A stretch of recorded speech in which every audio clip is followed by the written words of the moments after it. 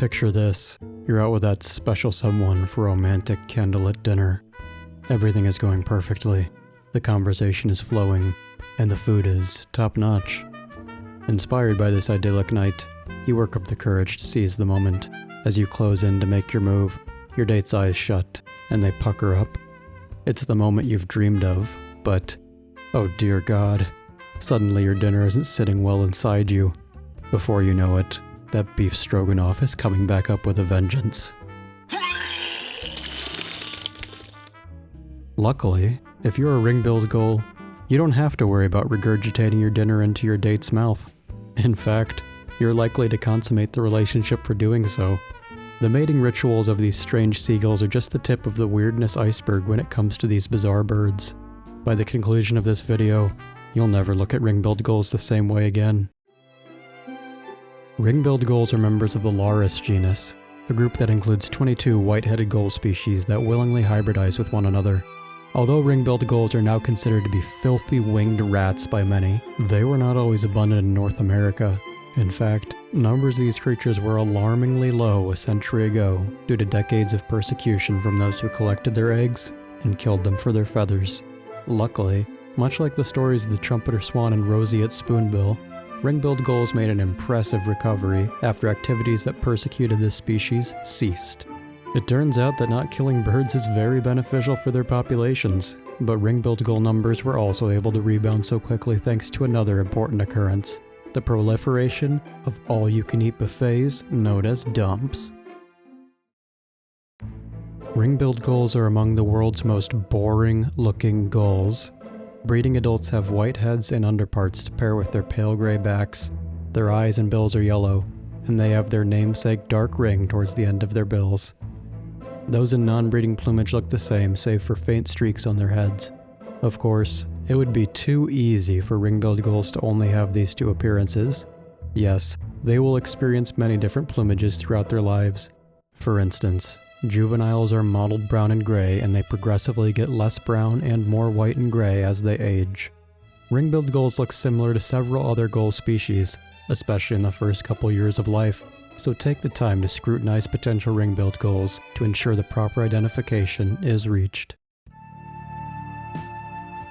I've scoured the internet to find the craziest story about a ring-billed gull until I found a riveting and tragic tale of a ring-billed gull and Canada goose. The story takes place in December 1934 at a lake in Oakland, California. 3 ring-billed gulls are wading in shallow water. Suddenly, they begin fighting over a floating treat in the lake. During the melee, one of the ring-billed gulls unintentionally hits a nearby Canada goose in the face with its wings a few times. This causes the goose to flinch and retreat several steps. The fight over the food soon ended, and the other gulls moved on. But the one who accidentally hit the goose remains, positioning itself in the shallow water facing the lake. As the gull is enjoying the tranquility of the lake, it doesn't notice as the goose soon begins to slowly waddle in its direction. When the goose drew within a few feet of the ring-billed gull, it suddenly lashed out with its bill and grabbed the surprised seagull from behind. The Canada goose then started to pummel the poor gull with the bends of its wings. The goose proceeded to beat the absolute out of the gull for the next 30 seconds before leaving it in an unconscious and helpless state in the shallow water. Filled with big goose energy, the assailant returned to the beach, spread its wings, raised its head to the sky, and uttered a long, triumphant honk, seagull feathers flying from its mouth when doing so. This of course translates to, "This is my house. Around and find out." Ring-billed gulls are social no matter the time of year, as they breed in massive, densely packed colonies while they forage with conspecifics in the winter. Speaking of foraging, ring-billed gulls have one of the most diverse diets of any North American bird, as some studies have found upwards of 90 food items in the pellets regurgitated by these creatures. The varied diets of ring-billed gulls include fish, insects, rodents, carrion, and of course, garbage. Ring-billed gulls may even eat their own eggs if they crack or become damaged in any way. Seagulls, like ring-billed gulls, are smarter than most assume, as they are capable of many impressive feats. One thing that ring-billed gulls are known to do is repeatedly retrieve random objects like sticks or garbage to practice honing their foraging skills. Unlike some other birds who migrate from breeding to winter grounds as quickly as possible, ring-billed gulls take their sweet time during migration, only flying an average of 6 to 22 miles a day. Ring-billed gulls display several different behaviors when they feel threatened. The most dramatic behavior involves a bird throwing their head back and wailing in a display that would make even Caillou, or should I say, Cry-you, seem tolerable. In addition to self-loathing, ring-billed gulls may also spread their wings and run at a perceived threat with their mouth open when they feel intimidated or defensive. Ring-billed gulls demonstrate strong nest site fidelity, returning to breed in the same locations annually.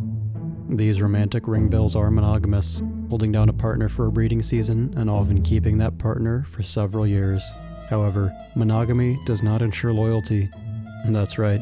Ring-billed gulls may engage in scandalous extra-pair copulations. Although a typical clutch for ring-billed gulls is 2 to 3 eggs, some nests contain upwards of 5 eggs. Such large clutches are known as supernormal clutches. These occurrences are either the result of another female dumping her eggs into a nest that isn't hers, or the consequences of extra-pair copulations. Interestingly, supernormal clutches can be raised by a typical male-female pair or a pair of females. In the latter case, 2 females who can't find a mate will join together and lay their eggs in the same nest. They'll then split the parenting duties and work together to raise the young without the help of a male. A pair of these loving larids will place a nest on the ground in short vegetation. Typical nesting locations include islands and similar habitats where land-based predators would struggle to survive. These gregarious gulls nest in large, densely packed colonies. Like attending an 80s rock band concert, wandering into a nesting colony of gulls is a surefire way to lose your hearing.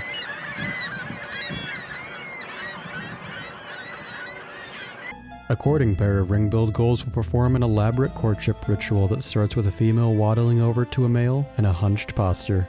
She'll then pace back and forth in front of him before throwing her head back. The female will then peck at the bill of the male, prompting him to vacate his lunch into her waiting mouth. Sexy, right? After winning the female over with this passionate display, the male will mount the female. A ring-billed gull nest is a hastily constructed conglomeration of sticks, grasses, and leaves. Both parents partake in raising the young, which are semi-precocial and able to walk after about 1 day following their escape from their eggs. Parents lovingly deliver sustenance to their hungry young by puking up a pile of food in front of them. Nourished by vomit, the young grow quickly, but since competition for space is fierce among ring-billed gulls, other adults may try to kill growing chicks if they stray too far from the nest. The young are not helpless though. They can run and fight back, but if neither of those tactics work, then throwing their bodies under their attacker is a surprising and effective strategy for survival.